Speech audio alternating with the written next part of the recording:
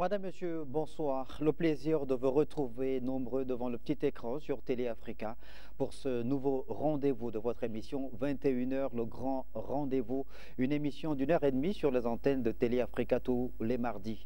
Dans ce programme spécial, on va mettre le marqueur sur l'actualité en rapport avec le projet de constitution et l'organisation du référendum le 16 novembre prochain. Vous le savez, la convocation du collège électoral, donc le 16 novembre, l'ouverture de la campagne le 6 novembre prochain. L'actualité dominée donc par ce projet de constitution, la mobilisation depuis le week-end dernier des partis politiques, notamment les partis qui appellent à voter oui lors du référendum, mais aussi des voix discordantes venant de certains acteurs politiques, à l'exemple de celle de l'ancien Premier ministre Alain-Claude Billy-Binzé. Dans cette émission, on va donc aborder cette forte actualité avec mes 4 invités. J'ai le plaisir de recevoir dans ce numéro de 21h le grand rendez-vous Fridolin Mvemessa, acteur majeur de la société civile gabonaise, devenu depuis le début de la transition sénateur du Sénat de la transition. Monsieur Mvemessa, bonsoir. Bonsoir. Il y a également sur le plateau Pascal Nkoulou,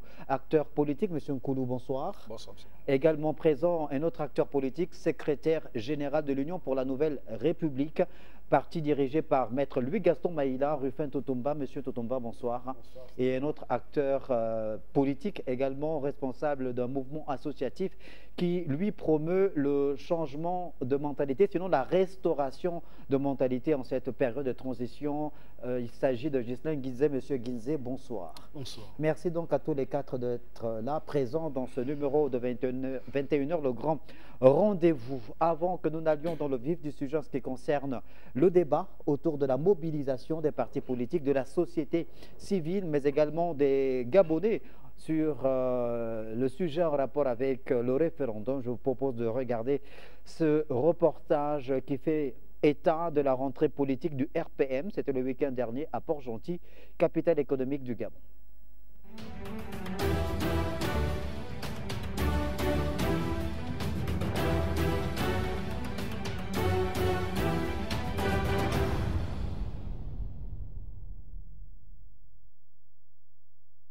Vêtus aux couleurs du parti, les militants du RPM, venus nombreux, ont accueilli Alexandre Barrault-Chambrier dans une ambiance festive pour la rentrée politique du dit parti à la place de la Concorde. Le président du RPM a tenu à rappeler le choix de la ville de Port-Gentil.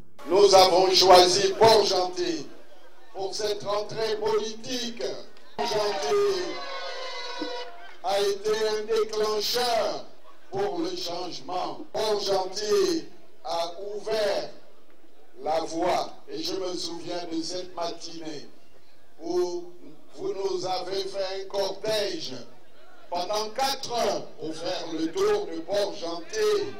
Je me souviens d'une période au cours de laquelle nous vous avions dit nous ferons ce qui n'a jamais été fait auparavant au Gabon. C'est dans ce même élan qu'Alexandre Barrault-Chambrier a fait le bilan provisoire de la transition en termes de réalisation. Je peux citer notamment en matière d'emploi la création de milliers de postes budgétaires, plus de 10 000 en l'espace d'1 an, au profit de nos jeunes frères et sœurs diplômés. Oui, chers jeunes, Président pense à vous et le gouvernement dirigé par Raymond Dong-Sima, travaille pour trouver des solutions en matière d'emploi toujours. Le démarrage effectif du projet Un jeune, un taxi, qui va s'étendre ici aussi à Port-Gentil et sur l'ensemble du territoire. Ancien opposant au régime déchu, Alexandre Barrault-Chambrier a également exhorté ses militants à faire preuve de vigilance. C'est pas distraire par les perfides trompeurs qui, toute honte bue, ont oublié qu'ils étaient aux affaires il y a quelque temps et ils se permettent de donner des leçons, de jouer les donneurs de leçons. Franchement, est-ce que ce n'est pas un peu indécent d'oublier le rôle qu'ils ont joué? Le RPM, désormais parti de gouvernement, en a profité pour réitérer son soutien au CTRI et son engagement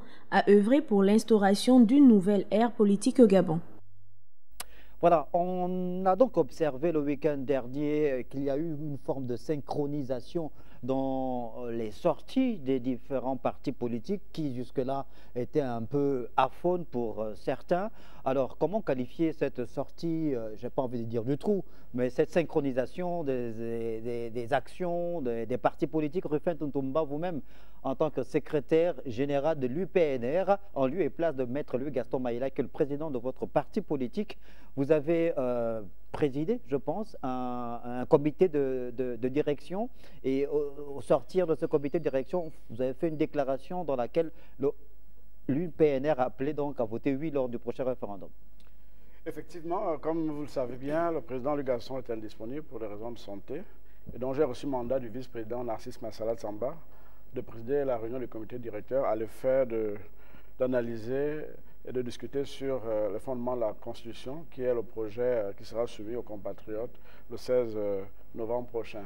Donc, à cet effet, à l'analyse de la pertinence de ce projet de Constitution, le comité directeur à l'unanimité a adopté le principe du vote du oui lors du référendum du 16 novembre prochain. Il faut dire que c'est tout naturel parce que les partis politiques obéissent à un calendrier électoral.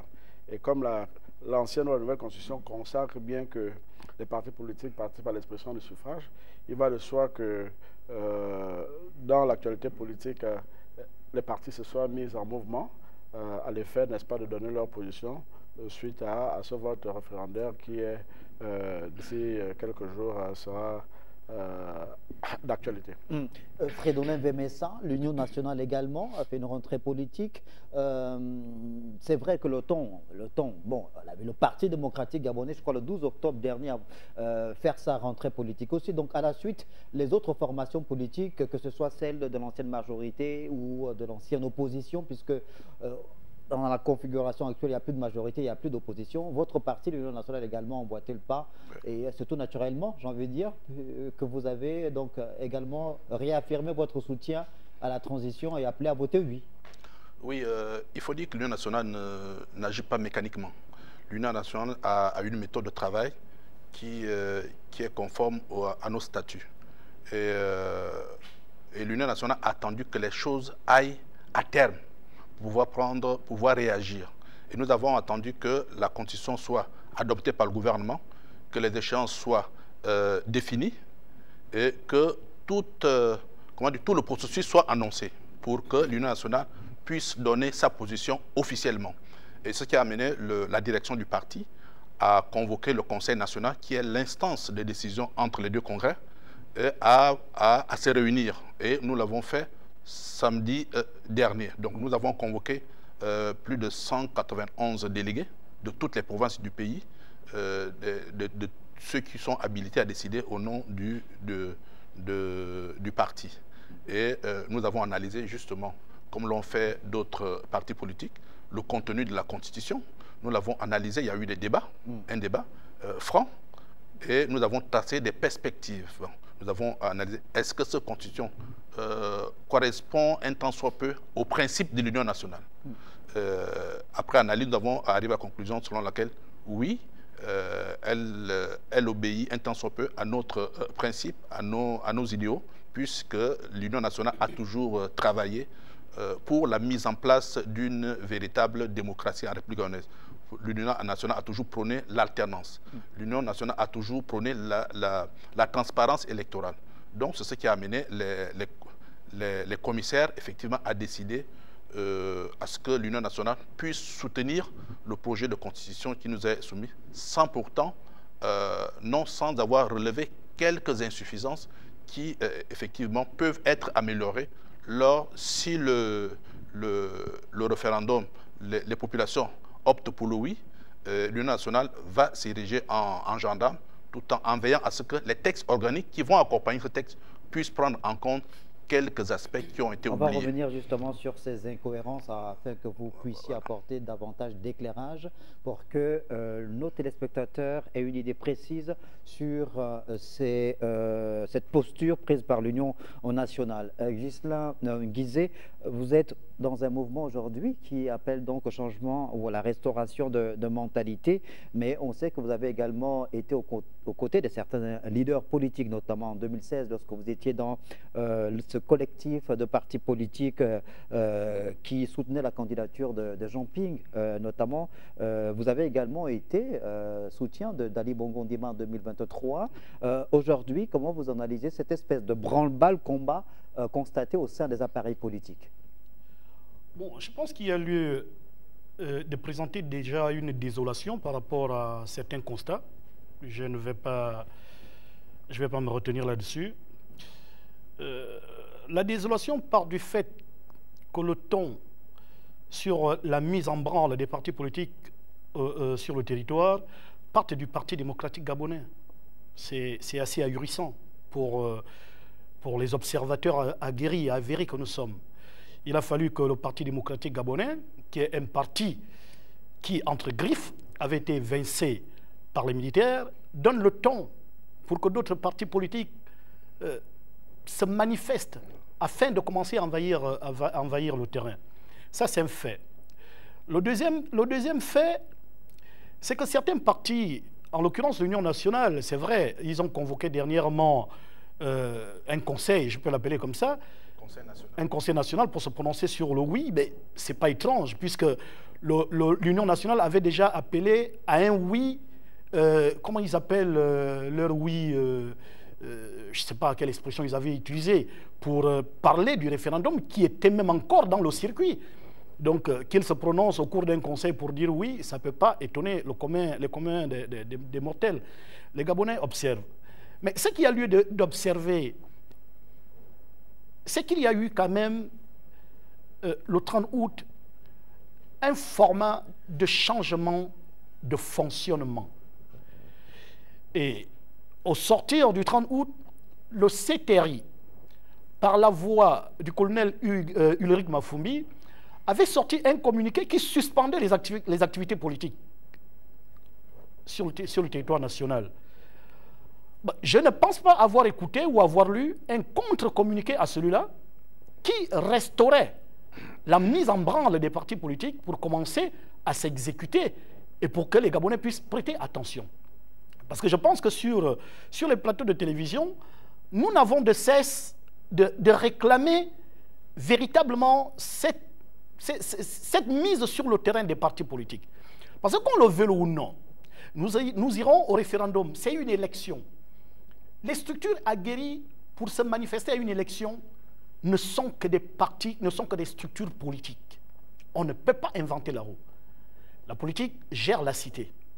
Mais cela aurait obéi à un format qui avait été initié par le CTRI en relisant un communiqué pour dire désormais les activités politiques peuvent reprendre sur le territoire. Mais malheureusement, nous constatons que ce communiqué, sans prononciation, a été fait par le PDG qui a lancé d'autres partis politiques.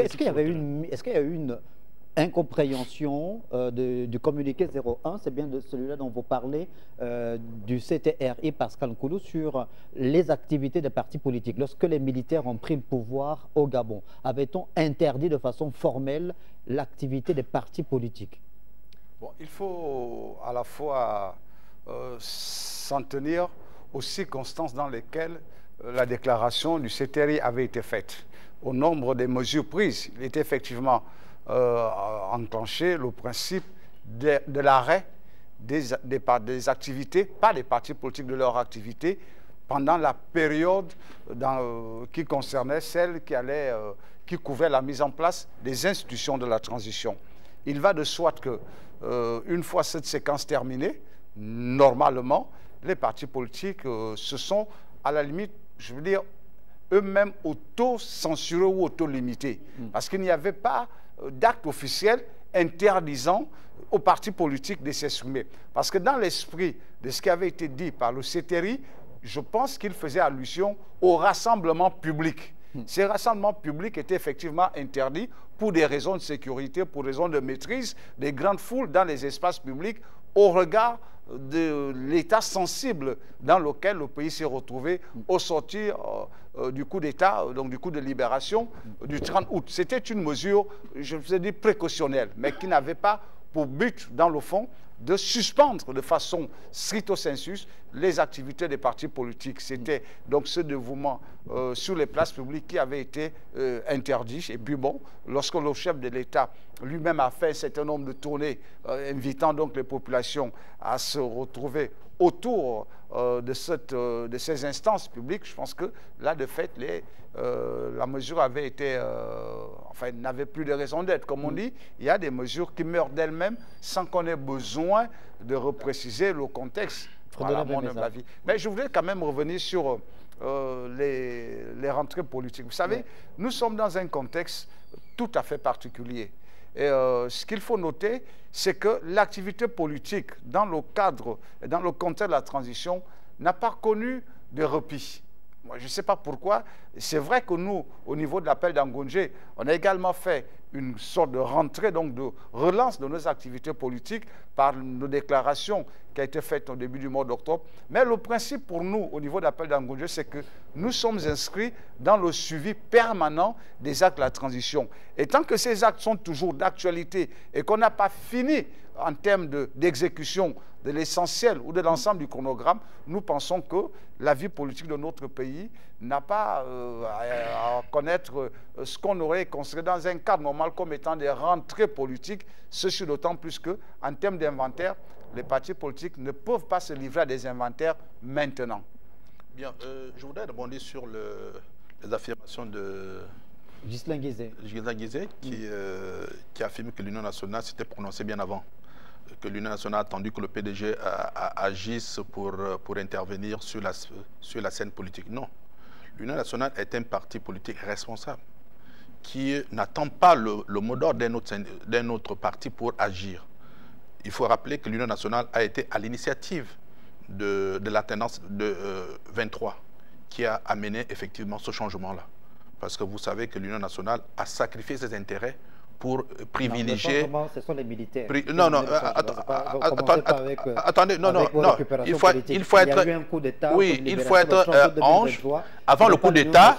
Avant le coup d'État... Non, on ne peut pas vous laisser dire ça sur le plateau quand même. Ah si, moi je le dis parce qu'il faut être responsable. Vous n'allez pas quand même vous tirer la couverture de votre côté. Non, il y a d'autres formations politiques dans Alternance 2023. Laissez-moi développer.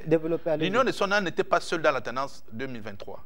Nous avions des partis politiques, nous avions des personnalités politiques avec qui nous avons signé une charte sur laquelle nous allons avoir un candidat unique. L'Union nationale a privilégié l'intérêt général en désignant le professeur Ondossa comme candidat de l'Alternance 2023. Et vous avez les résultats de l'élection 2023. Oui, nous avons des résultats qui ont été contestés même par ceux qui ont fait le coup d'État. Le président de la République actuelle de la transition l'a dit, que le président Ali n'a pas gagné. Non, donc, les résultats qui ont été rendus publics par le CGE ont donné Ali Bongo ils vainqueur. Étaient tronqués donc parce il a fallu que les militaires il a fallu l'intervention. Non, on ne va pas faire le débat. Les militaires nous ont dit qu'elles étaient tronquées. l'objet de l'émission. Non, les militaires ont parlé aux Gabonais. Non, les militaires ont parlé aux Gabonais. Non, on ne va pas réécrire l'histoire, s'il vous plaît. Les militaires ont parlé. S'il y a eu aujourd'hui une exception, une période d'exception depuis le temps. Non, mais parce que vous voulez réécrire l'histoire. On est en période d'exception parce que les militaires ont fait un coup d'État. C'est ça la réalité. Ce n'est pas l'Union nationale qui a fait le coup d'État. Non, l'Union nationale n'est pas un parti politique qui prône la réalité, monsieur Vermessa, vous le savez. Il y a eu un coup d'État perpétré par le CTRI, ce n'est pas l'Union nationale. Évoluons, ce n'est pas l'objet de l'émission. Alors, donc, laissez-moi argumenter. Vous allez intervenir. Donc, les militaires eux-mêmes ont reconnu que le président Ali, de l'époque, n'avait pas gagné les élections. C'est pourquoi ils sont intervenus pour préserver la vie des Gabonais. Ils l'ont dit. Mais vous venez de dire qu'Alternance 2023, il n'y avait pas que l'Union nationale, il y a d'autres formations politiques. Pourquoi vous voulez tirer la couverture du côté de l'Union nationale? Je l'ai dit qu'il y avait d'autres partis politiques dans l'Alternance 2023. Et l'Union nationale était un parti majeur de ce regroupement. Bien. Donc, ayant dit ceci, je voulais dire que l'Union nationale a convoqué, a attendu que le processus soit déclenché par le gouvernement. Dès que le gouvernement a adopté la mouture finale, dès que le gouvernement a annoncé les échéances électorales, mais il était question qu'il était, en tant que responsable des militants, parce que nous étions à chaque fois interpellé par les militants, il fallait que l'Union nationale donne suite à la sollicitation des militants de base.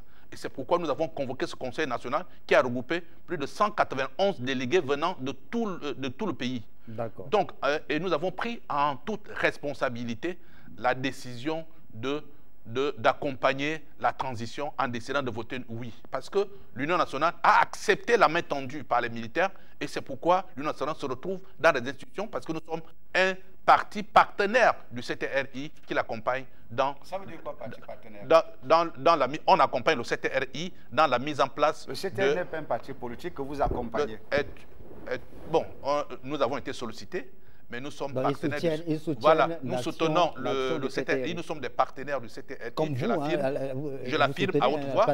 C'est pourquoi nous soutenons les actions posées par le CTRI parce qui vont dans le sens de la restauration des institutions et la réappropriation de leur pays par les Gabonais eux-mêmes. Alors, ce qu'on on a remarqué, évidemment, le constat qui est fait, c'est que lors de ces rentrées politiques, c'est de reprise, on va dire, des activités des partis politiques. Tous les partis ont fait le point sur le projet de constitution, appelé à voter oui lors du prochain référendum. Rufin Tutomba, parlons évidemment de vos... bien sûr que vous avez appelé tous oui ou non. Oui, l'Union nationale a appelé à voter non, oui. Non, s'il vous plaît, il n'y a pas que l'Union nationale, je parle d'autres partis politiques. Alors parlons du contenu, essayez de nous justifier un peu cette posture-là que vous prenez en tant que parti politique, celle qui consiste à demander aux Gabonais de voter oui lors du prochain référendum. Pourquoi l'UPNR appelle les Gabonais à voter massivement oui lors du prochain référendum? Je crois que... Parce que simplement, l'élection référendaire est une élection qui concerne les Gabonais. Et il est important que chaque Gabonais prenne position, eu égard à ce que le projet en cours va être le socle sur lequel, n'est-ce pas, notre contrat social va se mouvoir. C'est d'abord la première chose. Il faut dire qu'au cours de notre réunion, en ce qui concerne notre parti, nous avons examiné deux choses. La première chose, nous allons examiner le bilan de la transition. Parce qu'il faut dire que le projet de la Constitution est initié par le CTRI, qui a un chef, qui est le président de la République, n'est-ce pas? Donc, il a fallu analyser le bilan de cette transition. Et à l'issue de ce bilan, nous avons constaté qu'il y a une plus-value importante. Il y a un rapport entre la Constitution et les actions du CTRI. Il y a un rapport. Lequel? Il y a un rapport parce que la société est organisée sur la base de la Constitution et que tous les schémas de développement, quels qu'ils soient, sont appuyés par la Constitution. Si la Constitution est fausse, on ne peut avoir de développement. C'est la Constitution qui garantit la gouvernance démocratique, la gouvernance économique, la gouvernance politique. Donc il y a une relation, premièrement. Deuxièmement, nous avons analysé en profondeur les articles de la Constitution, que ce soit sur le préambule de la Constitution qui consacre, n'est-ce pas, le pluralisme politique, parce que dans l'ancienne Constitution, on avait le multipartisme. C'est ce qui justifiait même que dans le jeu électoral, n'est-ce pas, on avait l'opposition et la majorité. Or, cette fois-ci, on a le pluralisme politique qui intègre la société civile. C'est une avancée. Dans le préambule également, nous avons constaté qu'il y a une place importante pour les collectivités locales, ce que nous avons appelé le principe de subsidiarité, où l'État a une obligation, n'est-ce pas, de mettre en œuvre la décentralisation. Et nous sommes revenus sur le sujet sur l'ancien article 53 qui est devenu 43 sur les conditions de l'éligibilité. Nous avons pensé que la question a été tranchée en faisant en sorte que tous les Gabonais, quels qu'ils soient pris en compte. Et mieux, nous sommes allés regarder dans cette même constitution la place de la société civile, la place de Dieu. Nous sommes allés regarder la place des confessions religieuses. Donc nous pensons que c'est une constitution qui intègre tous les pans de la société et qui donne une place importante à nos valeurs traditionnelles et à toutes les sociétés. Donc je crois, pour répondre à votre question, que nous avons eu suffisamment de matière et nous sommes suffisamment convaincus que le bon choix politique et opportun, c'est celui d'aller au oui. Parce que, en réalité, il faut bien faire ce saut qualitatif, c'est de revenir à l'ordre constitutionnel. Pascal Koulou, l'appel d'Angondje également demande aux Gabonais de voter oui lors du prochain référendum. Oui, pourquoi? par principe, c'est-à-dire que lorsque vous prenez un à un tous les éléments qui ont jusqu'ici conduit le processus de la transition, on va simplement, en ce qui nous concerne au niveau d'appel d'Angondje, parce que tel que les uns les autres se livrent à des commentaires sur la Constitution, moi, de la manière la plus simple, pour l'expliquer à mes enfants, je leur dis que la Constitution, c'est un peu comme la colonne vertébrale chez les hommes. C'est la structure sur laquelle fédèrent tout ce qu'il y a comme membre au niveau du corps. Mais il faut être prudent parce que les intérêts du bras ne sont pas quelquefois les intérêts de l'œil. Et je leur ai dit, et ce que au niveau d'appel d'Angondje que nous avons mis, c'est-à-dire que si on prend aujourd'hui les différents groupes d'intérêts, les politiques se retrouvent au travers d'un certain nombre d'éléments qui permettent de dire, bon, écoute, on peut y aller. Je crois que les hommes d'affaires se retrouvent au travers des éléments visant la protection et donnant de la priorité aux compétences nationales. Je crois que d'autres secteurs, effectivement, se retrouvent chacun à son niveau. Et on peut donc penser que globalement, parce qu'il ne faut pas dire que cette constitution ne présente pas quelques insuffisances, mais globalement, on peut, pour l'instant, aller à l'essentiel. L'essentiel, c'est effectivement d'aller à l'élection présidentielle parce que tant que nous restons dans cette posture où il n'y a pas de test fédérateur qui permettent à l'État d'être régulé et d'être géré de manière plus conventionnelle, on est dans une période d'exception et dans une période d'exception, tout peut arriver. Donc, il faut rapidement sortir de cette période d'exception dès lors qu'on est plus ou moins convaincu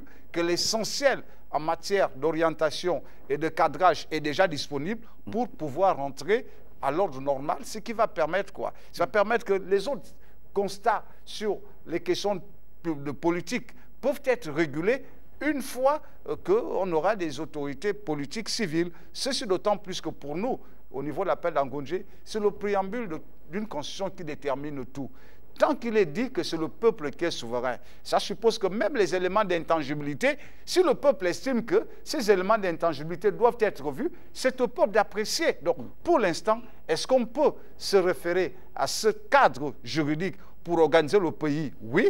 Donc, allons à l'essentiel. On va au présidentiel. C'est pour cela que l'appel d'Angondje invite les Gabonais à soutenir massivement cette proposition. Je voudrais terminer en disant que ce n'est pas la constitution du CTRI. Parce qu'il y a trop d'amalgames qui sont faits à ce niveau. Le CTRI n'a fait qu'encadrer... Mais quand vous liez justement l'action du CTRI à la Constitution, tout à l'heure, Rufin Ndomba a justifié le fait qu'ils ont fait, lors de leur conseil de direction, un bilan de l'action du CTRI, c'est que Hugues-Alexandre Barrot-Chambrier a également fait avec le RPM lors de sa rentrée politique à Port-Gentil. Vous faites la même chose. Oui, mais c'est une erreur. Pourquoi? Vous savez, le CTRI encadre.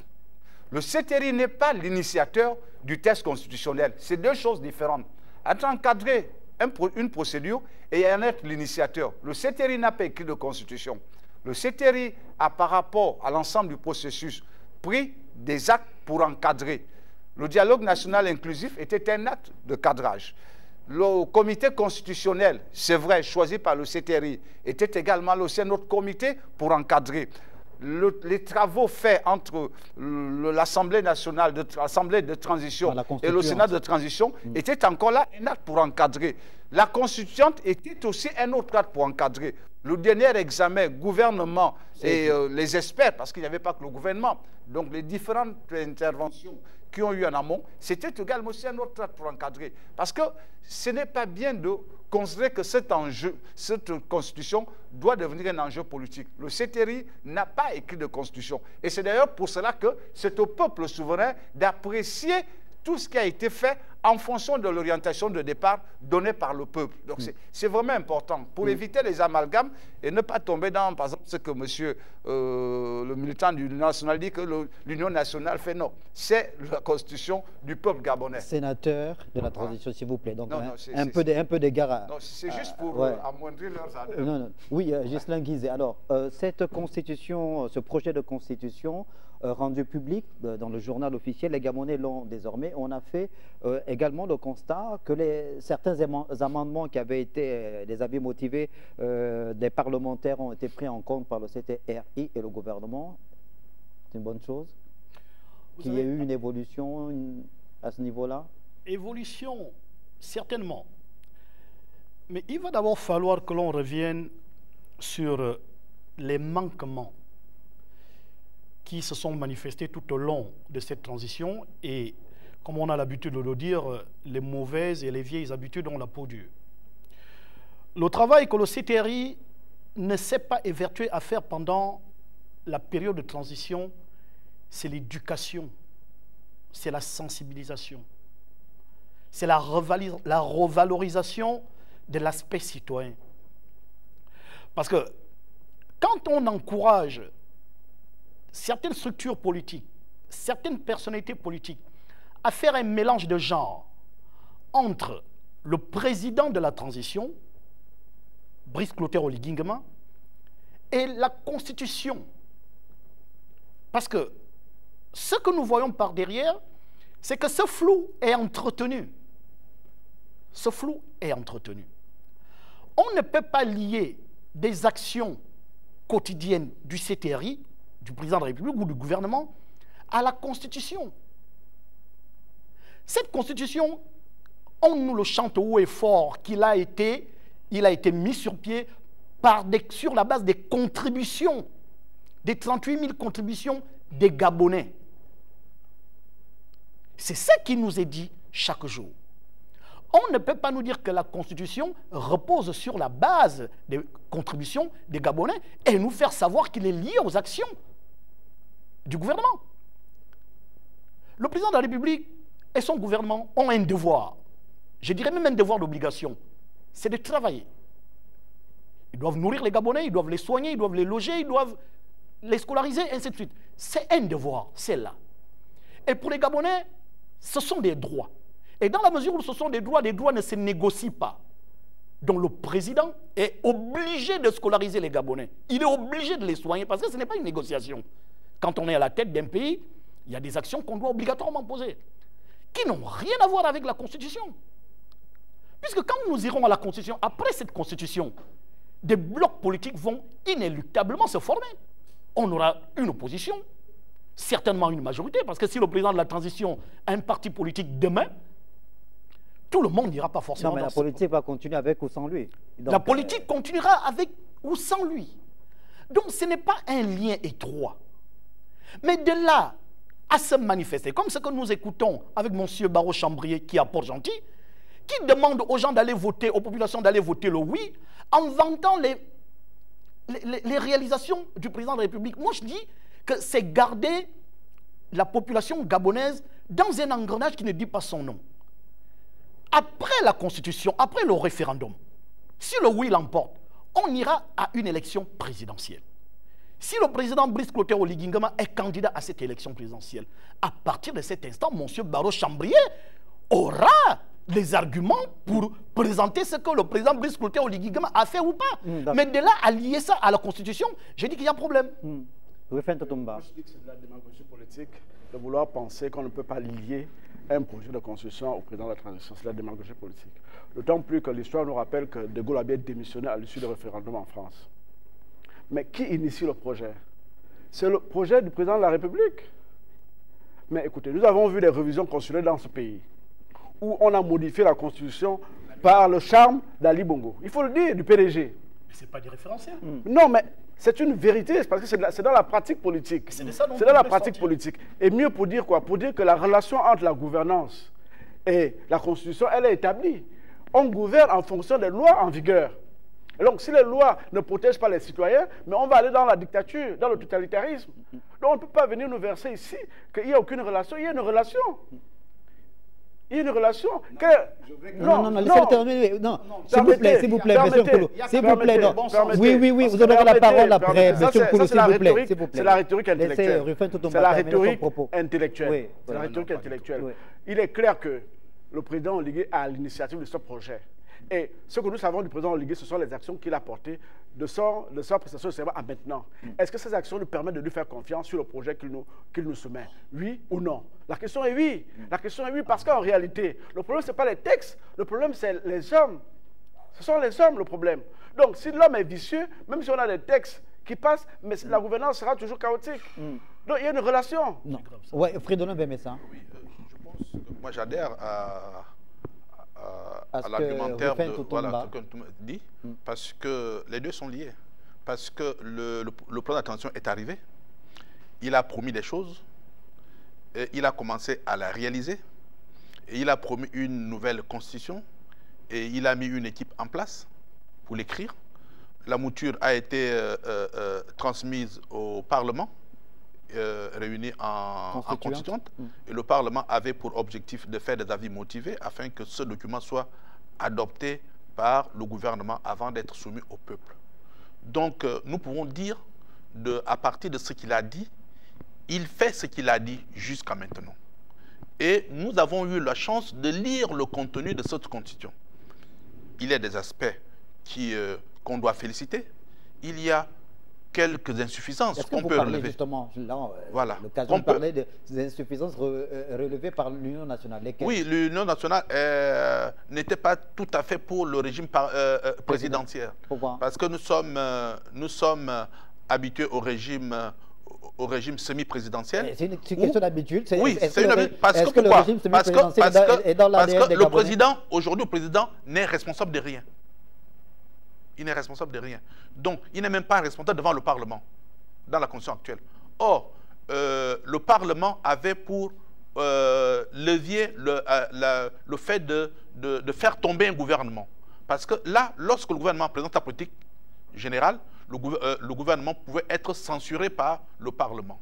Donc, dans quelle configuration? Dans l'absolu ou bien sous le prisme de la gouvernance au Gabon? Parce que à la pratique, ce qu'on a observé, c'est très loin de ce que vous êtes en train de dire. Mais justement, on avait un Parlement monocolore. Je ne vois pas à quel niveau ce Parlement-là pouvait faire tomber le président de la République. Mais justement, nous voulons aller vers l'idéal politique. Nous sommes en train de construire un nouveau Gabon. Ouais, ne nous référons plus à ce qui s'est passé parce que c'était mal fait, parce que c'était mécanique, parce que c'est ce que nous décrions aujourd'hui, c'est ce que les militaires ont décrié. Et nous adhérons à cela. Nous voulons construire un nouveau Gabon. Donc nous avons relevé que le président de la République avait besoin d'un fusible pour protéger cette institution. Parce que le président, on ne regarde pas l'individu, on regarde l'institution que représente le président de la République. Donc le président de la République doit être protégé. Or, on ne peut pas le mettre face au peuple lorsqu'il y a des contestations. Donc le gouvernement, à travers le Premier ministre, était le fusible du président qui, effectivement, sur l'institution du président, devait répondre rapidement Mais le problème, Fridolin, mais ça sans vous couper, c'est que la réalité aussi, le régime dont vous parlez, semi-présidentiel ou semi-parlementaire, tel qu'on le connaît également en France, on a connu les mêmes travers, les mêmes problèmes vécus au Gabon. C'est-à-dire que parfois, on a des chefs d'État qu'on considère comme étant hyper présidentiels, c'est ça? Oui, voilà. Voilà, donc on a eu le cas avec lors du mandat de Nicolas Sarkozy, qui écrasait complètement François Fillon, qui était son Premier ministre. La réalité aussi, c'est celle-là. Quand vous prenez le cas du Gabon, Omar Bongo Ondimba a été président pendant 42 ans. Quel est le Premier ministre? Non, mais laissez-moi terminer. Quel est le Premier ministre qui a existé à côté d'Omar Bongo Ondimba? Personne. Ils ont été nombreux à dire qu'ils n'ont jamais gouverné. Aujourd'hui, vous voyez, l'absurdité, c'est quoi? C'est que le président peut dissoudre le Parlement. Vous voyez cet aspect-là. Mais à quel moment le président peut... Il peut le faire qu'une fois durant le mandat. Mais à supposer que le président arrive à dissoudre le Parlement et que l'Assemblée qui va arriver après est plus hostile, c'est-à-dire que les pouvoirs du président seront mis à mal. Parce qu'il ne pourra jamais gouverner. Mais c'est la démocratie? Oui. Ouais, donc ça c'est un aspect que nous avons... On vit cette situation en France aujourd'hui, non? C'est un aspect que nous avons relevé, que nous avons relevé en tant qu'insuffisance. Il y a bien d'autres. Mais nous ne pouvons pas nous focaliser sur un seul article qui poserait problème. Non. On voit dans la Constitution quels sont les aspects... Encore que ça ne cause aucun problème en termes de fonctionnement des institutions de la République. Qui viennent améliorer le vivre ensemble. Il a dit, il y a le préambule qui met en avant les valeurs que la République doit incarner. Ça, les gens ne voient pas ça. Les gens voient simplement l'aspect de l'éligibilité du président. Mais on voit bien d'autres aspects qui viennent améliorer le vivre ensemble, le statut du citoyen gabonais. Parce qu'aujourd'hui, aucun citoyen ne doit être violenté s'il est emprisonné. Et le citoyen a le droit de porter plainte au policier qu'il a... D'accord. Je suis en train de... Oui, mais... Je suis presque tenté de rire. Nous l'avons mis en valeur aujourd'hui. C'était pas écrit. On parlait de la liberté, du droit des citoyens. Mais nous l'avons écrit en noir sur blanc. C'est mis en exergue, c'est mis en valeur. C'est désormais de la Constitution. Donc, le citoyen qui lit, il sait qu'aujourd'hui, si un policier le maltraite, il a le droit d'ester en justice. D'accord, Pascal Nkolo. Monsieur, je suis presque tenté de rire. Pas normalement parce que c'était pas formellement écrit. Monsieur Fridolin est également aussi responsable syndical. Donc, en ce qui concerne... Un grand responsable syndical. Non, il est toujours, il n'est plus. Parce que maintenant, bon, je dis, dans le fait, il a exercé comme responsable syndical de très haut niveau. C'est de quoi je parle. Mais s'il a pu ouvrir un immense syndicat, c'est qu'il y a des textes qui garantissent, enfin, qui prévoient aux citoyens de bénéficier d'un certain nombre de libertés. Le problème n'est pas qu'un texte, qu'une disposition figure ou pas. Le problème, c'est le rapport à la loi. Et ce rapport à la loi, je regrette, M. Fridolin, oui, ce rapport à la loi, c'est-à-dire cette volonté de se soumettre aux textes qui fondent la République, ne dépend que de ceux qui eux-mêmes s'imposent des limites. Ce n'est pas le fait que le texte soit ou pas et que cela forcément va se faire appliquer. C'est le rapport à la loi. Et dans notre pays, on a toujours dit qu'il y avait d'excellents textes. C'était le rapport à la loi qui posait problème.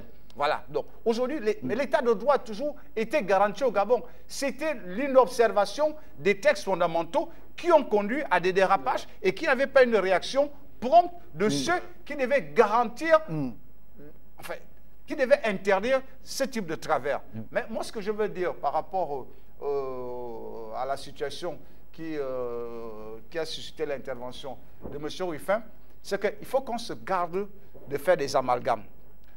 La Constitution ne peut pas et ne fera jamais l'objet d'un enjeu politique. Pourquoi? Parce que c'est un cadre d'ordre général. Le fait que le président de la transition se soit engagé à encadrer le processus pour une nouvelle constitution ne fait pas de lui l'initiateur de la constitution. Parce qu'aujourd'hui, les insuffisances que des politiques vont présenter risquent de les déverser. Il ne pouvait pas initier une non, réforme. Attendez, s'il vous plaît. Non, ce que M. Il pouvait assis. Il est attendez, il est l'outil. S'il vous plaît, s'il vous Il pouvait plaît. ne pas initier une réforme constitutionnelle. S'il vous plaît. Il n'était pas obligé de le faire. S'il vous plaît. Il n'était pas obligé de le faire. Fridolin Vemessa, s'il vous plaît. S'il vous plaît. S'il a fait, c'est parce qu'il a fait un Fridolin constat. Vemessa, s'il vous plaît. On parle du 30 août 2023. Oui. 30 août 2023. Oui. Un coup d'État Oui. perpétré par les éléments de force de défense et de sécurité Oui. regroupés au sein du comité pour la transition et la restauration des institutions. Oui. Restauration des institutions. Oui. Donc la période d'exception, Oui. ça devrait tomber de sens si le CTRI n'envisageait aucune modification de la loi fondamentale. Ce n'est pas possible. Ah non, Ce n'est pas possible. Ah non, Monsieur non. mais bien sûr. Moi, je suis pas d'avis. Non. Mais comment ça? Donc on doit faire une transition. C'est même l'objet de leur existence. C'est même l'objet de leur existence. C'est l'objet. Mais quand on parle de restauration, restaurer les institutions. Mais pourquoi ne pas... Mais lorsqu'il dit ça, pourquoi ne pas lier alors la révision constitutionnelle au CTRI? Non, c'est deux Pourquoi? choses différentes. Ah mais parce que lorsqu'ils arrivent, ils font le coup d'État. Oui. Pour récuser ce qui voulait être fait. Bon, le hold-up électoral, ils l'ont dit clairement, ils l'ont récusé. Ils ont dit qu'ils ne veulent plus être responsables du massacre qui allait suivre. OK, donc acte. Maintenant, lorsqu'ils arrivent, ils mettent en place une charte. Ils pouvaient dire, ils ont fixé la durée de la transition, ils pouvaient dire, le CTRI va diriger avec la charte. Et quid de la restauration des institutions alors? Non, mais les institutions pouvaient se faire en changeant. Ils pouvaient dissoudre un bidouillage. Nous sommes dans une mais évidemment, On pouvait revenir sur la Constitution. nous sommes dans une on pouvait revenir, il pouvait dire, on revient, puisque la même Constitution de 80. Mais attendez, c'est ça le problème. Confusion, vous voyez, non, c'est ça le problème avec les hommes politiques que vous êtes gabonais. Non, il C'est ça. pouvait revenir. Non, vous n'êtes pas sérieux. C'est pas sérieux ce que vous dites. C'est sérieux. Il pouvait revenir sur la Constitution de 1991, puisqu'ils en font référence dans la charte. Les militaires ont pris la mesure de la chose. Ont pris la mesure de la chose, mesuré le risque en faisant le coup d'État. Ils ont pris la mesure de la chose. Et tous les Gabonais ont compris évidemment qu'on était à une période importante de l'histoire de notre pays, qu'il fallait absolument remettre le pays en ordre de marche. Et remettre le pays en ordre de marche ne pouvait se faire que sur la base d'une loi fondamentale qui répondait aux aspirations. Non, mais bien, non.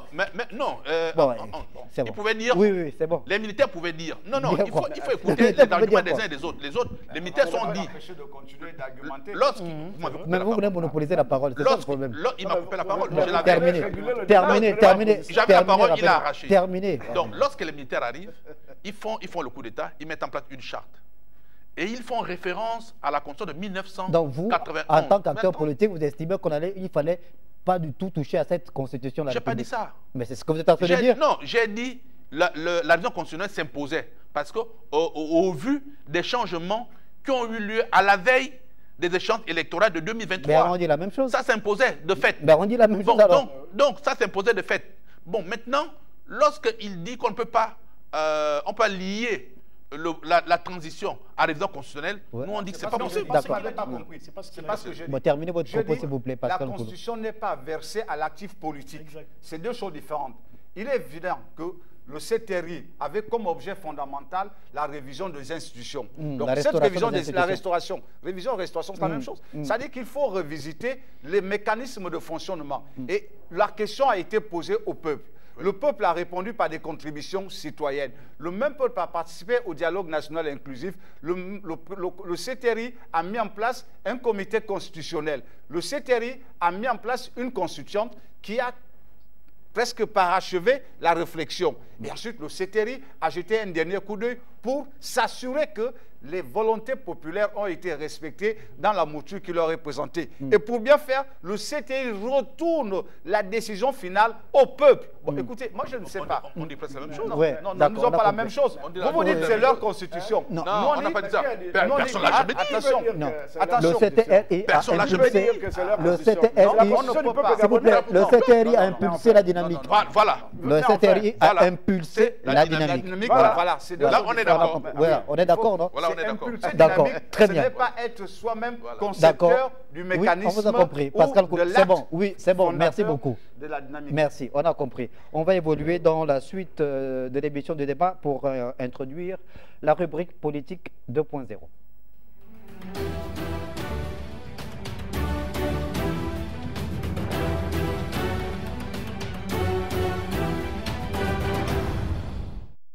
Politique 2.0, évidemment, c'est pour introduire le propos de l'ancien Premier ministre, le dernier Premier ministre d'Ali Bongo Ondimba, présent sur le terrain, qui évidemment verse son argumentaire dans le débat.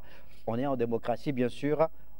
On va diffuser un extrait de la déclaration d'Alain-Claude Billy-Binze, et ensuite on revient derrière pour poursuivre le débat. La plateforme Ensemble pour le Gabon ne va pas valider ce texte, parce qu'il s'agit d'une forfaiture contre le peuple gabonais. Et nous ne pouvons pas valider cela.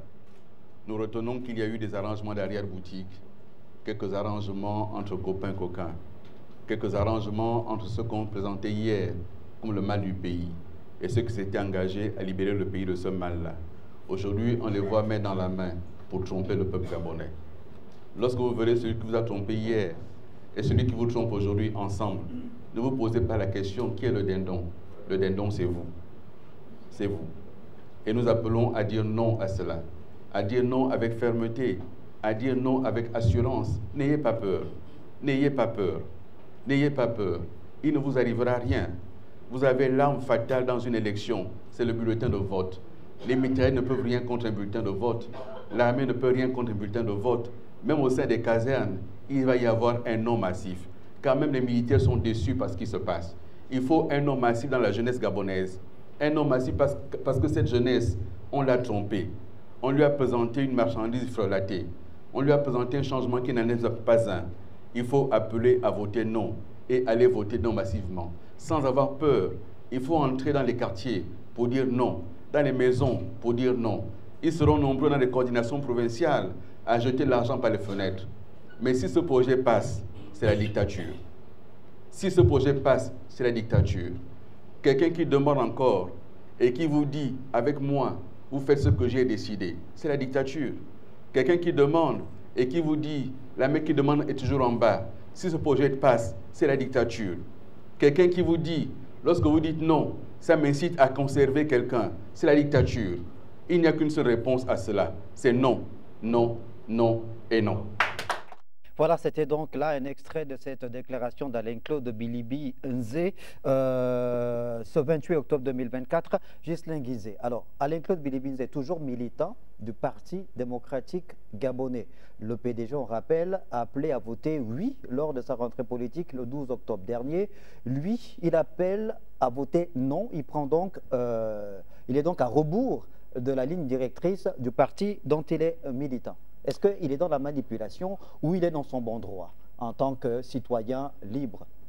Je ne dirais pas qu'il est dans la manipulation. Déjà, l'ancien Premier ministre doit faire valoir son courage en démissionnant du PDG. S'il ne le fait pas, qu'est-ce que le secrétaire général du PDG attend pour le faire partir? Parce que dans un même parti politique, dans une même structure politique, on ne peut pas évoluer avec deux courants différents pour des enjeux aussi importants. Les PDG ont toujours été habitués au courant. Oui, mais ce n'est pas un courant de cette nature, parce que là, nous allons à la restauration de notre pays. Ça concerne la Constitution. Alors, monsieur Alain-Claude Bilibizé qui nous fait savoir, à ceux qui l'écoutent, que les militaires ne peuvent rien contre le bulletin de vote, face au bulletin de vote. L'armée ne peut rien face au bulletin de vote. Mais il va falloir quand même rappeler aux Gabonais que M. Alain-Claude Bilibizé est resté 14 ans avec M. Ali Bongo Ndimba.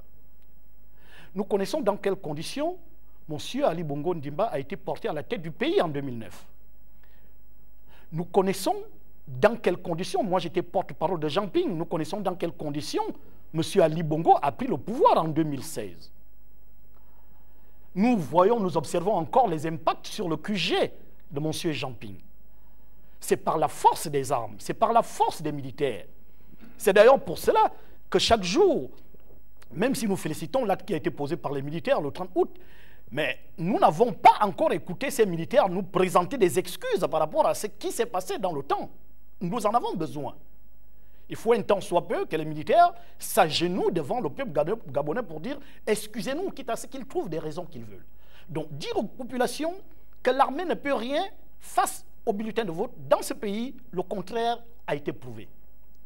Alors, on ne peut pas se retrouver dans une situation où le Gabonais, aujourd'hui, est à la quête d'une revalorisation, est à la quête d'une restauration non seulement institutionnelle, mais mentale. De sa dignité. De sa dignité, et faire en sorte que les mêmes pratiques qui ont fait en sorte que ce pays soit enterré continuent de se manifester. À partir de cet instant, il nous revient à nous, peuple, à nous, observateurs, de nous poser la question de savoir à quel jeu joue monsieur Alain-Claude Bilibizé. Quand nous voyons ces derniers recevoir l'ambassadeur de France au Gabon, recevoir le consul de Grande-Bretagne chez lui, mais que le CTRI nous situe concrètement ce que monsieur Alain-Claude Bilibizé est en train de faire pour faire en sorte que les Gabonais soient de plus en plus désorientés face aux attentes.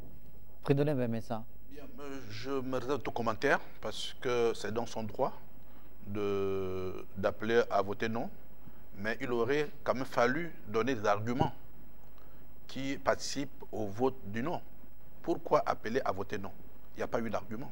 Non, non, ça a été fait. Là, c'est un extrait qui a été pris. Voilà. Les arguments, selon lui, il a développé lors de sa déclaration. Bon, je n'ai vu que l'extrait. Je ne sais pas ce qu'il a dit, mais lorsqu'on parle au peuple, on doit pointer du doigt les articles qui font problème et qui amènent le leader politique à appeler au vote du non. Donc, ne l'ayant pas écouté, pointer du doigt les articles qui posent problème, mais moi je dis, nous ne devons plus faire de la politique politicienne, parce que Alain-Claude Bilibizé était Premier ministre, le dernier Premier ministre d'Ali Bongo Ndimba. C'est lui qui a participé aux dernières élections, c'est lui qui a conduit le parti aux dernières élections. Et en tant que Premier ministre, il a validé la révision constitutionnelle qui a amené le ticket qui avait tout changé et qui a même suscité la chute du président Ali. Parce que là, il était en responsabilité. Ce n'est pas aujourd'hui qu'il vient constater que ce que les Gabonais veulent faire de leur pays est mauvais. Parce que on ne peut pas dire tout de go que ce projet de constitution, dans son ensemble, ne répond pas aux aspirations des Gabonais. Je m'inscris en faux, puisque le texte a été initié par des Gabonais, le comité de rédaction, et c'était tous des Gabonais. Les parlementaires qui ont examiné le texte produit par le comité ont apporté des amendements motivés. Et le CTRI qui a regardé le texte avec les mêmes parlementaires en dernier ressort, avant de le confier au gouvernement, a fait en sorte que les aspirations du peuple soient contenues dans ce projet de constitution. Je pense que pour l'instant, je peux dire qu'il est l'émanation des Gabonais et qu'il peut valablement être soutenu. Et pour cela, il n'y a pas de honte appelée au vote de la population à voter oui lors du référendum. Le référendum, Alain-Claude Billy-Binzé, lors de cette déclaration, a fait mention du fait, selon lui, qu'il y aurait eu des arrangements de derrière la boutique pour... c'est une image qu'il a prise, on a tous compris évidemment, lors de l'écriture de cette loi fondamentale proposée à l'arbitrage des populations gabonaises. Pour lui, ce projet de constitution est liberticide, mais surtout qu'il met en relief des dispositions qui fabriquent une forme de dictateur ou de monarque. Bon, il faut dire que quand on analyse les sorties politiques de l'ancien Premier ministre, Dali Bongo Ndimba, nous qui sommes en politique, nous ne sommes pas étonnés de sa posture aujourd'hui, qu'il soit celle de dire non. Mais moi, ce qui me gêne un peu, c'est que quand on a occupé des fonctions aussi importantes, on ne peut pas être suffisamment léger pour interpréter ou analyser un projet de constitution. Il ne peut pas dire que c'est une marchandise. Non, il ne peut pas le dire. Et ça montre que à l'ouvrage, la volonté qui était la sienne et son camp hier était simplement une volonté qui réduisait le peuple gabonais à simplement une marchandise. D'autant plus que nous nous souvenons qu'il n'y a pas longtemps, la loi électorale a été modifiée dans ce pays dans la nuit pour faire voter le président de la République et les députés anti-cas uniques, ce qui était une aberration démocratique et de toutes les doctrines politiques qui existent. Bon, je crois que le Gabonais était un peuple suffisamment mûr et mature, et le moment venu, d'ici le 5 prochain, nous irons en campagne, et puis les Gabonais vont seulement s'exprimer en toute maturité. Bon, c'est de bonnes guerres, nous sommes en politique, ben, il sait bien le faire, ben, il y a aussi des gens en face qu'il va trouver, qui pourront convaincre nos concitoyens. On est en démocratie, évidemment, on le sait, depuis 1990, Pascal Nkoulou, cette démocratie en termes de pluralité d'expression libre des citoyens, elle est encore davantage consacrée depuis le 30 août 2023, parce que c'est une particularité finalement de ce magistère du CTRI à la tête du Gabon, ce que les militaires laissent les Gabonais s'exprimer librement, même ceux qui ont la critique acerbe vis-à-vis de la gouvernance des militaires. Ouais, je crois que si on avait à s'attarder sur les éléments de dérision, parce qu'il faut les considérer comme tels, parce que lorsqu'on a été Premier ministre dans un pays, lorsqu'on a été confronté à la réalité de la gouvernance, il ne faut pas maintenir cette image de celui qui, en permanence, crée l'invective et l'entretient volontairement. La rhétorique agressive ne sert pas en politique. Le principe politique est un principe de construction, est un principe de porteur d'espérance. Lorsque vous avez été Premier ministre, vous ne pouvez pas vous permettre de dire que les militaires grognent dans des casernes. C'est excessivement irresponsable comme attitude. Et ensuite, vous faites bien de souligner les faits démocratiques dans notre pays. Il se trouve que depuis 2023, le 30 août, il y a une dynamique en termes de libération de l'énergie et de l'engagement citoyen qui se vit sur l'ensemble des secteurs d'activité de notre pays. Même si une mesure tampon avait été prise de réduire les activités publiques, mais tout le monde constate bien que tous ceux qui ont la possibilité ou l'ambition de structurer ou de vivre des activités politiques le font librement. Il n'y a eu aucune entrave. Et on peut, sur le principe même, c'est pour ça que je disais tout à l'heure, qu'il faut faire attention entre le test constitutionnel, qui est un test qui encadre les droits et les devoirs des citoyens, qui encadre le rapport entre le citoyen et l'État, qui encadre les rapports entre l'État et les autres États, qui encadre le rapport entre l'État et les organismes internationaux, ne peut pas être versé à l'actif politique. Ce que moralement nous reconnaissons au CTRI, c'est qu'ils ont effectivement, l'expression que vous avez utilisée, impulsé cette dynamique pour qu'aujourd'hui les Gabonais aient un test qui leur soit propre. Historiquement, ce que l'on doit retenir, c'est que c'est la première fois que les Gabonais vont de manière globale participer au choix de la Constitution qui va régir l'existence et le fonctionnement de notre pays. C'est fondamental. De 1958 à aujourd'hui, il n'y a pas eu de texte référendaire où les Gabonais s'approprient l'essentiel de l'actif de ce qui font aujourd'hui les éléments de référence juridique. Donc le consensus constitutionnel de notre pays n'était pas le fait inclusif de tous les Gabonais. Et ça, c'est quelque chose qu'il faut souligner. Maintenant, ce qui est important par rapport à ce qui va se faire à l'après, c'est justement, il faut que chaque acteur politique ait une parole de clarté. Il faut sortir des petites attaques mesquines. Il faut sortir de la petite invective pour se positionner en projection et en projecteur de vision. Le Gabon de demain va ressembler à quoi? Ces petites phrases assassines ne servent pas. Elles servent à distraire et à faire rire. Si c'est inscrit dans le chapitre de l'humour, il n'y a pas de problème. C'est son avenir. Mais je pense qu'aujourd'hui, ce dont les Gabonais ont besoin, quand je parle de ce dont je parle des acteurs politiques, c'est effectivement d'avoir des hommes, peut-être de la trempe de Lugui, qui disent des choses de manière simple, de manière précise, en disant « je m'engage, je voudrais que ceux qui marchent avec moi sachent que moi je m'engage » et que je n'entretiens pas ni de doubles agendas, ni ce langage, ni cette attitude de ruse que les politiques font pour à la fois s'attacher de la sympathie tout en sachant bien qu'ils ne feront pas ce qu'ils disent. Je crois que l'essentiel est à ce niveau.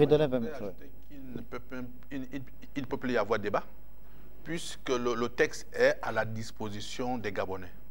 Donc, ils vont en toute âme et conscience. Lincoln Bilibidze est un Gabonais, donc il s'exprime aussi en tant que Gabonais. Voilà, non, le texte, il est vulgarisé.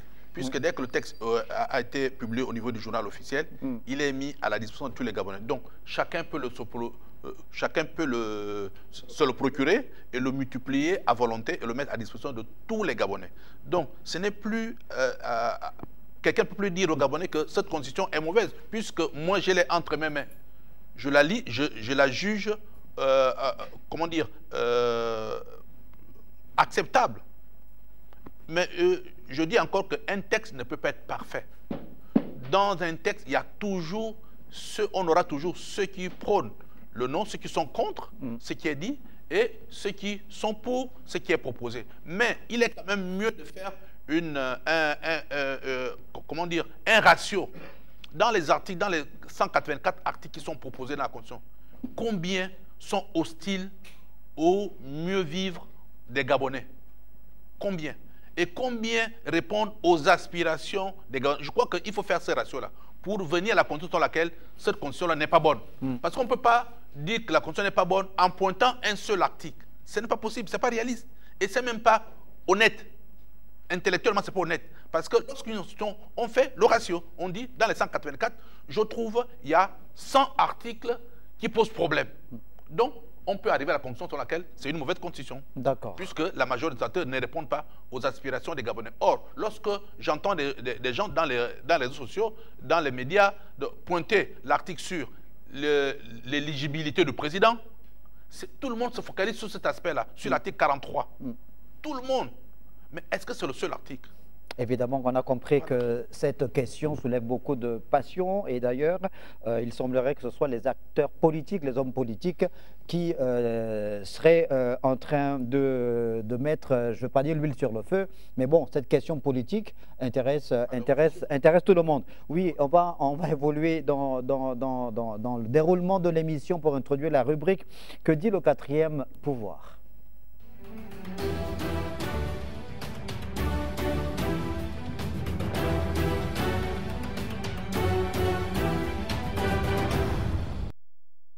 L'actualité au Gabon, évidemment, intéresse les Gabonais, les médias aussi, qui sont en première ligne de cette écriture au quotidien de l'histoire de la République gabonaise à travers cette séquence en rapport avec la transition, donc l'organisation prochaine du référendum le 16 novembre, ouverture de la campagne le 6 novembre, projet de constitution qui sera donc soumis aux Gabonais qui vont se prononcer en responsabilité. Une actualité qui est très forte sur la place. On voit évidemment les hommes politiques, les acteurs de la société civile et les Gabonais qui vont chacun de son commentaire. Je vous propose de regarder ce reportage de notre confrère Raoul Christophe Bia d'Afrique Media News. J'insulte le président, il va t'afficher. J'insulte le président, il va t'afficher. J'insulte le président, il va t'afficher. Rigolo. Brutal, bestial, animal et bientôt banal. Bienvenue dans l'arène politique au Gabon. Nous sommes actuellement sur le chemin du référendum. Et depuis un certain temps, sur Internet et même sur les plateaux de télévision, ça tire à balles réelles plus que les militaires. Les activistes étaient les premiers à lancer les roquettes contre Brice Clotaire Oligui. La mère d'Oligui est née à Tchama au Congo. Le père d'Oligui est équato-guinéen. Et il est le frère de Biangema. Si nous étions encore des enfants et que nous jouions à papa et maman, nous dirions bagarrer sans déchirer les stries. Mais puisque c'est la politique, on dira tout simplement querellez-vous, chambrez-vous, mais n'oubliez pas d'aller voter le 16 novembre prochain.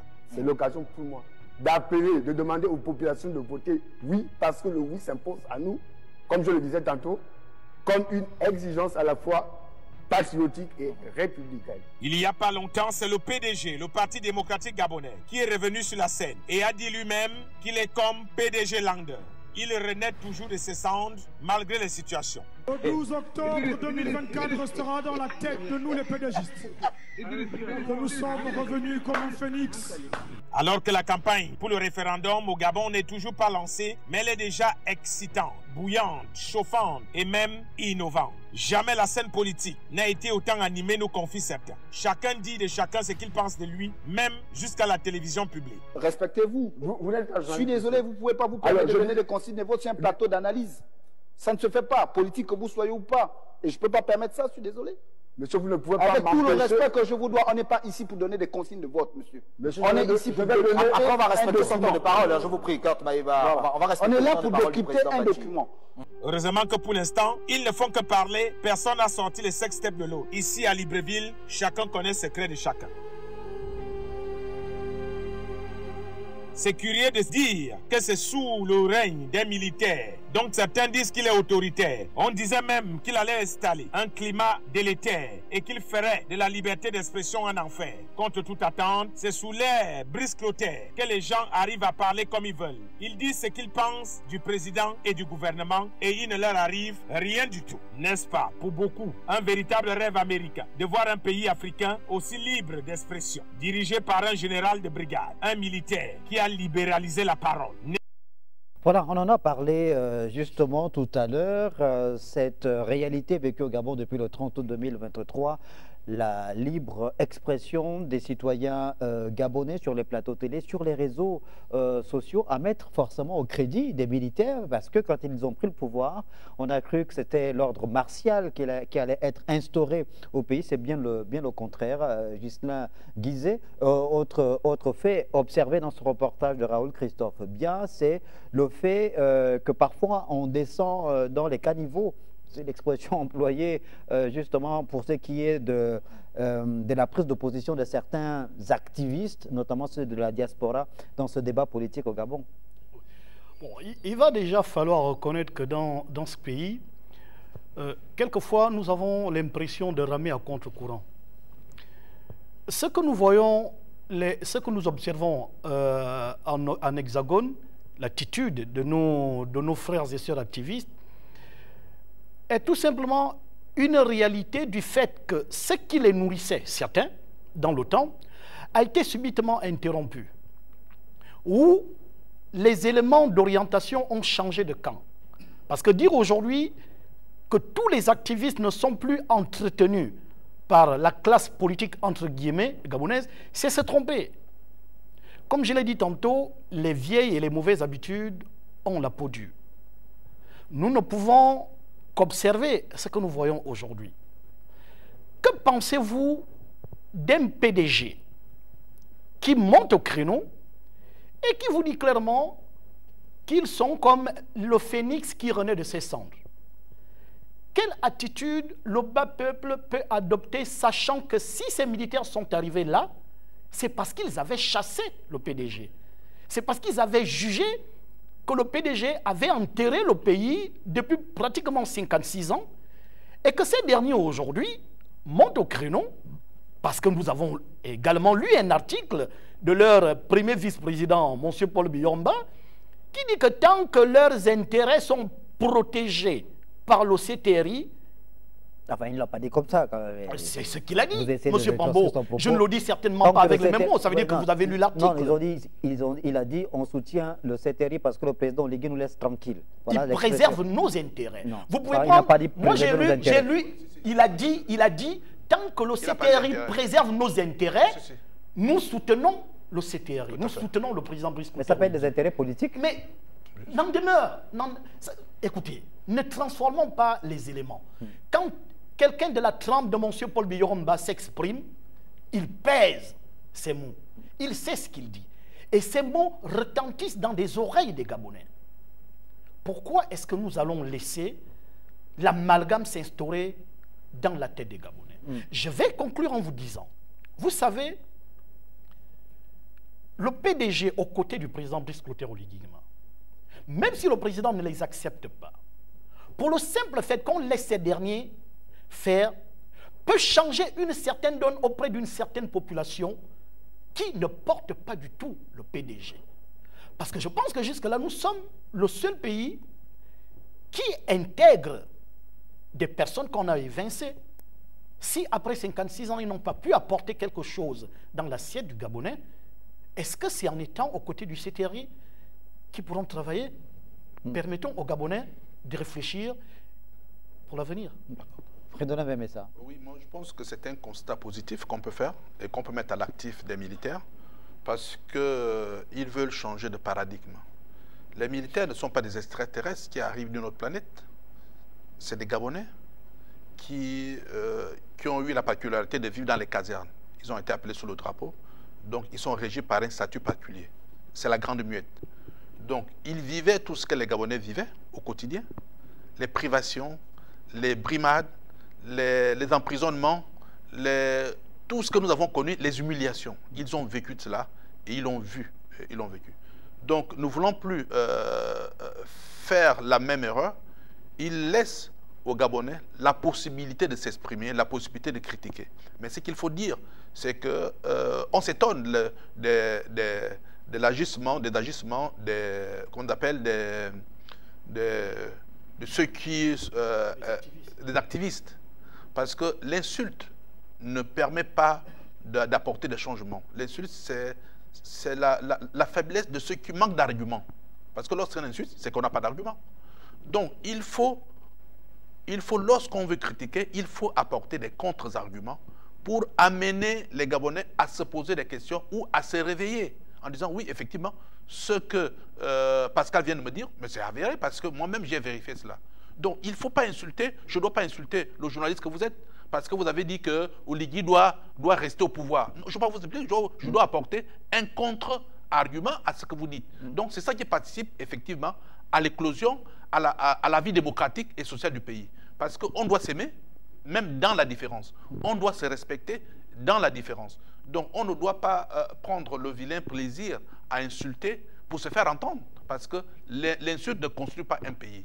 Donc nous devons, et là-dessus, nous devons tous être des acteurs qui militons pour que lorsqu'on est activiste, lorsqu'on est opposant à quelque chose, on doit apporter des arguments pour apporter justement le changement souhaité par tous. Rufin Tutumba, au fur et à mesure qu'on s'approche de la date du 6 novembre, celle de l'ouverture de la campagne et du 16 novembre pour le vote, on fait évidemment le constat que le débat monte en intensité sur les réseaux sociaux et même sur les plateaux de télévision. Quel message avez-vous à faire passer en rapport justement avec cette situation? Je pense seulement que c'est l'affirmation d'un choix, le choix de la transition démocratique. Je crois que le CTRI a opté pour une transition démocratique au lieu d'une transition militaire. Et on voit qu'à l'entame du CTRI, on a un gouvernement ouvert à la société civile, aux politiques, on a un parlement sous la même configuration. Et le débat sur cette constitution, n'est-ce pas, témoigne simplement de cette volonté d'affirmer l'ancrage du Gabon vers l'espace démocratique. Bon, ce qu'il faut d'autant plus dire, c'est que l'élection référendaire a un enjeu parce que simplement elle permet aux uns et aux autres d'affirmer leur posture et naturellement de préparer son état-major en ce qui concerne les écuries politiques ou bien les forces vives de la nation qui souhaiteraient prendre part aux prochaines séances. Et c'est de bon augure. Ce que nous décrions, c'est, comme l'a dit Léné tout à l'heure, que l'injure ne fait pas profiter à la nation parce que le débat qui est porté, c'est celui de l'avenir du Gabon. Et donc nous devons confronter nos idées, nos arguments pour faire en sorte qu'il y ait un mauvais choix, n'est-ce pas, un bon choix, n'est-ce pas, au terme de cette transition, au lieu de verser dans ce qui est l'invective, l'injure. Et ça montre malheureusement qu'il y a encore des personnes qui sont attachées à l'intérêt personnel parce qu'il n'y a que ça qui peut justifier de tels comportements. Oui, écoutez, moi j'ai des difficultés à à m'accorder avec ceux qui, dans notre pays, se définissent comme étant des activistes. Déjà, le principe même de l'activisme, c'est qu'il ne renvoie à aucune responsabilité précise. Et on peut effectivement se rendre compte, lorsqu'on écoute, enfin, ceux qui se prêtent encore à écouter, ceux qui disent des choses pour le plaisir de les dire, qui se proposent à des scandales par le principe d'être vu et d'être connu, je ne pense pas que c'est une approche responsable. Le principe d'être des danseurs d'alerte, le principe d'être ceux qui interviennent pour amener à une construction citoyenne se fait sur d'autres canaux et avec d'autres arguments. Aujourd'hui, dans notre pays, je crois que si ceux qui se définissent comme activistes aujourd'hui ont connu cette forme de présence, c'est parce qu'on a eu de très mauvais politiques qui, pour des raisons d'étouffer les scandales dont ils étaient auteurs, ont encensé en entretenant financièrement des gens qui n'ont aucun objet en termes d'intérêt direct par rapport à la vue du Gabon. Sinon, on aurait pu, avec le temps, constater quel a été leur rapport. Aujourd'hui, c'est difficile.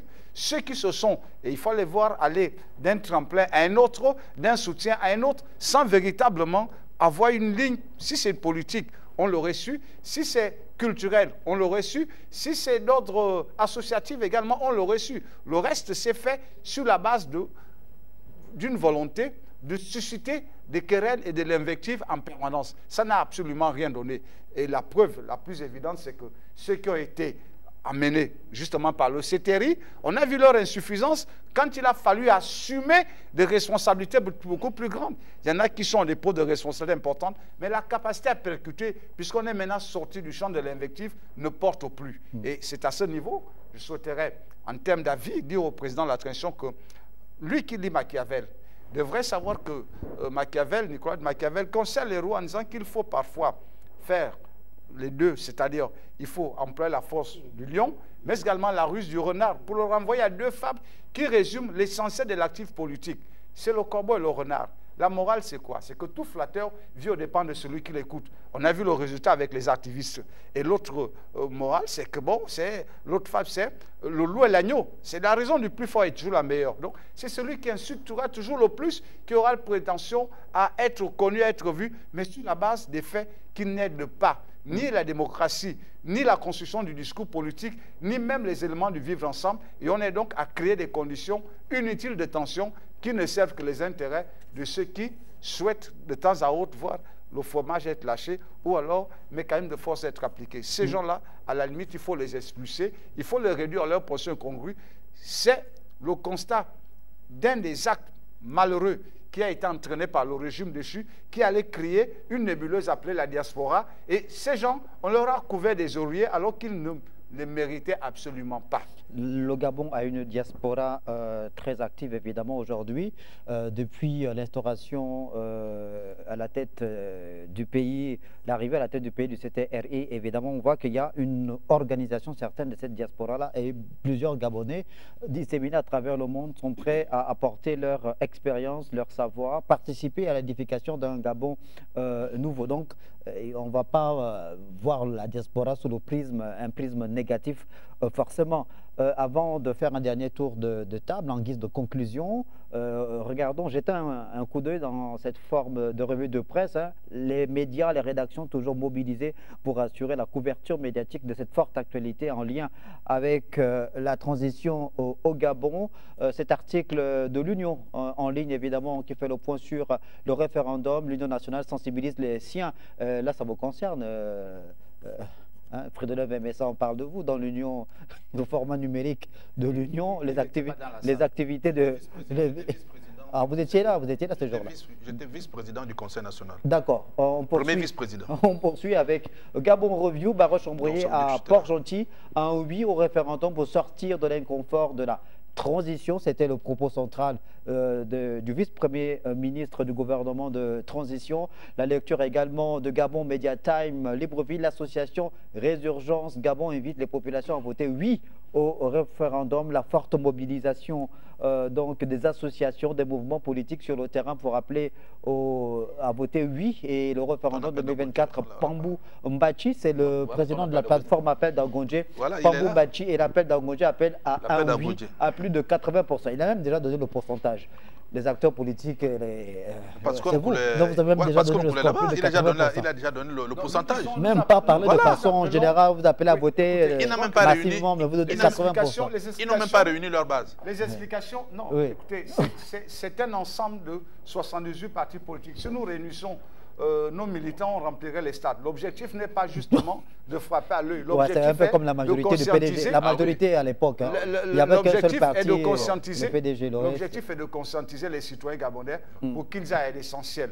Et justement pour clore ce sera également votre conclusion. Oui, pour clore le chapitre des querelles autour de la Constitution, pour nous, il faut voter oui pour qu'on aille aux éléments de gouvernance politique, pour, comme on le disait tout à l'heure pour Alain Claude, que chaque acteur politique ait une parole de clarté en fixant les Gabonais sur son ambition et sur les éléments qu'il compte présenter. Le président Lugui ne fera pas la campagne avec la Constitution, ça n'aura aucun sens.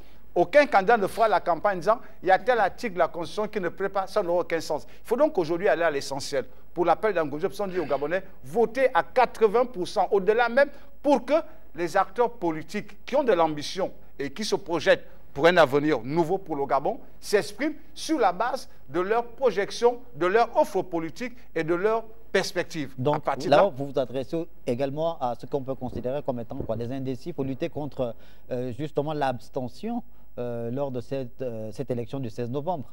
Mais nous sommes prêts au niveau de l'appel d'Angojé, tous les partis politiques et mouvements politiques membres de l'appel d'Angojé, nous faisons le terrain depuis pratiquement le mois d'août. Nous continuons, nous sommes même l'un des rares partis. Vous savez, je vous ai dit tout à l'heure, nous ne comprenons pas pourquoi les gens parlent de rentrée politique.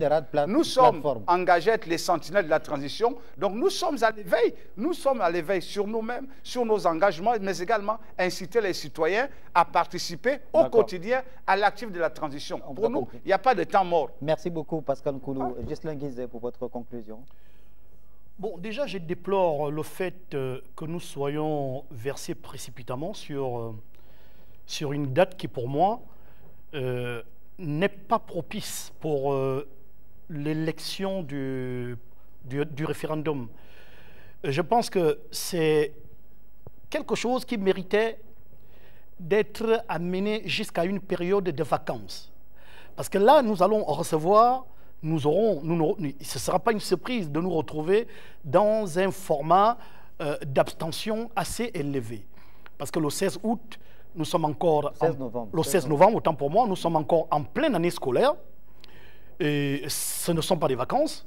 Il aurait certainement fallu que cela soit amené jusqu'à la période de Noël, au moins. Les élèves, certaines écoles devaient être en vacances et là, le vote pouvait se faire de façon normale. Maintenant, concernant des personnes qui sont encore hésitantes sur leur position par rapport au oui ou le non, il va falloir dire à certains que le président lui-même a instruit en disant « Ne taillez pas la Constitution en ma personne ». Le CTRI a lu un communiqué dernièrement en disant « N'utilisez pas du tout l'image et le nom du président pour des consignes de vote ». Je pense que nous avons tous écouté ce communiqué. À partir de cet instant, il n'est pas question de suivre des personnes qui s'opposent politiquement au président pour des raisons personnelles, parce qu'ils se disent qu'en s'opposant au référendum, on va tout de suite impacter le président. Pour ma part, nous devons véritablement aller vers le oui. Pour la simple et unique raison qu'il est question de retrouver l'ordre constitutionnel normal. À partir du moment où l'ordre constitutionnel normal sera établi, les camps politiques vont se mettre sur le terrain et des gens pourront commencer à s'exprimer librement parce que c'est la politique qui gère la cité. Merci Ghislain Guizet. Rufin Tutumba. Moi, je voudrais simplement convoquer ici le président de la République pour qu'il se mette à l'ouvrage, de sorte que lors de cette campagne, la Constitution soit mieux explicitée. De faire en sorte que... C'est pas le président qui va faire la campagne. Hein. Laissez-moi argumenter, monsieur. Ne prenez pas position, animez le débat. Mais non, je n'ai pas aucune position. Je fais en faisant en sorte que chaque pan de la société se mette en mouvement, n'est-ce pas, pour expliquer, n'est-ce pas, l'enjeu de cette Constitution. que les politiques se mettent en ordre organisé, la société civile, les confessions religieuses, les sociétés traditionnelles, pour expliquer dans les détails. Parce que cette constitution a la particularité, comme nous l'avons dit lors de ce débat, que ça intègre toutes les forces vives de la nation. Et donc, pendant la campagne, on risque de verser seulement sur les éléments politiques. Il faut bien que cette campagne soit organisée et coordonnée, de sorte que chaque pan de la société se mette à expliquer des éléments qui sont propres à sa spécificité. Donc, c'est mon mot de conclusion, et appeler toutes les forces vives à s'organiser, n'est-ce pas, dans une sorte de mutuelle, n'est-ce pas, pour organiser cette bataille référendaire. Merci, Rufin Tutumba, pour votre conclusion. Fridolin Vemessa. Bien, en conclusion, je dirais que nous sommes dans une ère nouvelle, et les militaires qui ont accédé au pouvoir, entre guillemets, ont trancé le cap. Nous devons aller rapidement vers un retour constitutionnel et nous devons le faire avec des instruments. Le premier instrument qu'il va falloir valider, c'est la Constitution. Le projet se trouve entre les mains de chaque citoyen. Chaque citoyen devra le lire, se l'approprier et prendre la décision qui s'impose. Et je dirais comme mon petit frère que la transition aujourd'hui est composée de toutes les sensibilités de la société gabonaise. Vous avez au Parlement les politiques, les religieux, la société civile, les syndicats. Vous avez au Conseil économique la même configuration. Donc ça veut dire que chacun doit prendre la responsabilité qui lui revient afin d'être un acteur actif, je me permets de le dire, dans la promotion de cette constitution, puisqu'elle a été élaborée à partir des aspirations des Gabonais issus du dialogue d'Agondjé. Et il a été travaillé, il a été relu, il a été amendé, et le projet final nous est soumis au peuple. Nous appelons chaque citoyen à battre campagne, nous appelons chaque citoyen à aller voter, parce que ça ne sert à rien de s'abstenir, parce que là, on ne serait plus patriote. Nous devons exprimer notre fibre patriotique en allant voter, en incitant les autres à aller voter. Et je pense que mon parti a déjà pris position, et nous conseillons aux gens et aux hésitants de se prononcer aujourd'hui. Et nous avons pris position en demandant aux populations d'aller voter oui. Donc le oui s'impose parce que dans la Constitution, on prône le bien, le mieux-être, on prône la vie en communauté. Merci. On prône l'unité nationale. On prône la liberté. On est arrivé au terme de l'émission. Merci beaucoup, Fridolin Vemessa, sénateur de la transition, militant de l'Union nationale. Merci également à vous, Pascal Nkoulou, d'être passé sur le plateau. À vous également, et Rufin Tutumba, secrétaire général de l'Union pour la Nouvelle République, l'UPNR. Ainsi se referme cette émission 21h, le grand rendez-vous, votre rendez-vous sur les questions d'actualité politique du mardi. Merci de nous avoir regardé. Bonne suite des programmes sur Télé Africa.